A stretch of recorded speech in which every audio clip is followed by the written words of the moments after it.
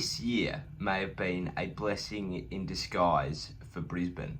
9 home games with a further 4 away games being played between Metricon and Cazaly Stadium. This could be the year of the Lion. Or is it? Finals are a different beast, and Brisbane's recent finals experience may suggest that they're in for another horror show this season. Beaten by Richmond and GWS in consecutive finals last year, it will certainly be in the back of the mind of the Lions this time around, but they need to block most of it out. The question is, will they? Brisbane have had an outstanding year, a 14-3 record with wins over Port Adelaide, West Coast, St Kilda and Collingwood to boot.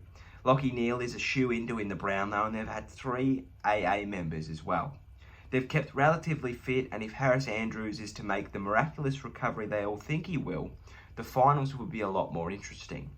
However, they meet Richmond in the qualifying final, and that is a massive task. Richmond not only have the Lions' number, they also have taken refuge deep inside the Lions' mind, right inside their brain. If Brisbane win, they take one step closer to that elusive flag that looked light years away not even 3 years ago.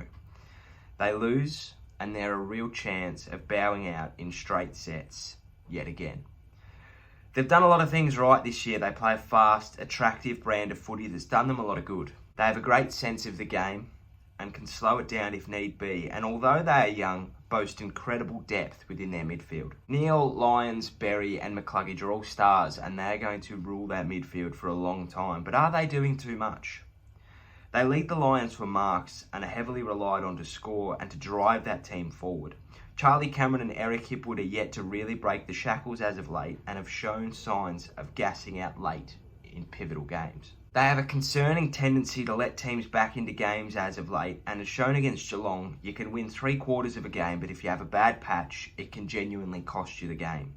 They've kept St Kilda, Melbourne and Carlton in games they really should have put away, and their horrible inaccuracy nearly lost them the chocolates against North Melbourne. Although they lead the league for inaccuracy, they are crazy efficient when going inside forward 50. Their mid-forwards always find themselves in space, and marks are really easy to come by because they remain one out. They don't clog up the goal square like you'd expect, and they give their key forwards a real good run at it on the lead.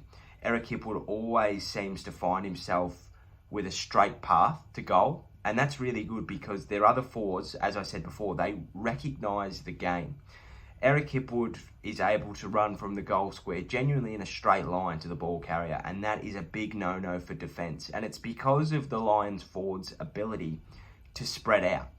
If Hipwood does get cut off, they've got options everywhere. They've got McCluggage in the pocket, they've got Charlie Cameron floating in towards the goal square. It's like your junior coach used to teach you. If the key forward leads out, your forward pocket moves into the goal square, and that's what Charlie does really well. Not only that, but if the ball hits the ground, they are so good at forward 50 stoppages. Lachie Neale is fantastic.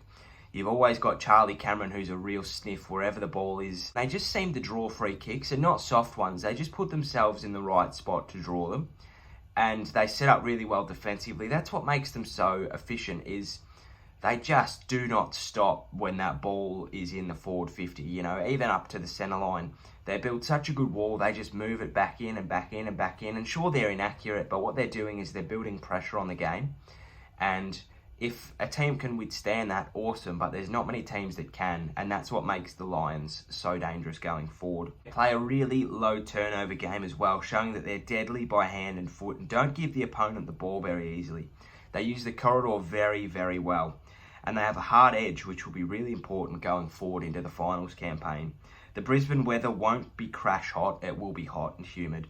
It won't be good though during the final, so the corridor is the quickest way home, and that is Brisbane's style. They don't like to play very wide. They get pushed very wide by their opponents, but if Starcevic is to take an intercept mark on the half-back flank, which he usually does, straight back into the corridor, they're off. And they've got some really good gut runners in that corridor as well. Mitch Robinson seems to get that first mark and handball it off to a Cameron or a McCluggage or a Neale or a Lyons or a Berry, and then they go. And that's where being one out is so good in the forward line, because a lot of teams in that position, when you're moving really quickly through the corridor, they do get caught out and they do just sort of sit together Well, what the Lions do is they spread, and then they give Eric Hipwood that direct line of traffic. So, yeah, that's really dangerous. And if they can exploit that in the finals, they showed it against Carlton. They just scored really, really quickly when they went through the corridor. Carlton just pushed them really wide late, and that was really good by the Blues. But when they move forward and they move quick, they're pretty well unstoppable. But the Lions have it all in front of them. A young, hungry list, a fire in the belly, and a desire to redeem last year's failures. They have the hardest task in footy in front of them, and I'm excited to see how they go. So how do you think the Lions will go? Do you think they'll go all the way this year? I think that they'd be ruining an opportunity if they didn't. You know, as I said before, 9 home games, 13 games in total in Queensland, not having to move over to Perth. I think they played 2 games in Sydney and 2 in Victoria, so that's a massive, massive win for them. But look, that'll be it. Thank you for watching. If you enjoyed, please give us a like and a subscribe down below. I hope you enjoyed. Got Richmond's coming tomorrow and Geelong's coming on Friday, so look out for them as well. Hope you've been enjoying these. But yeah, take care, stay safe, cheerio, sayonara, and goodbye.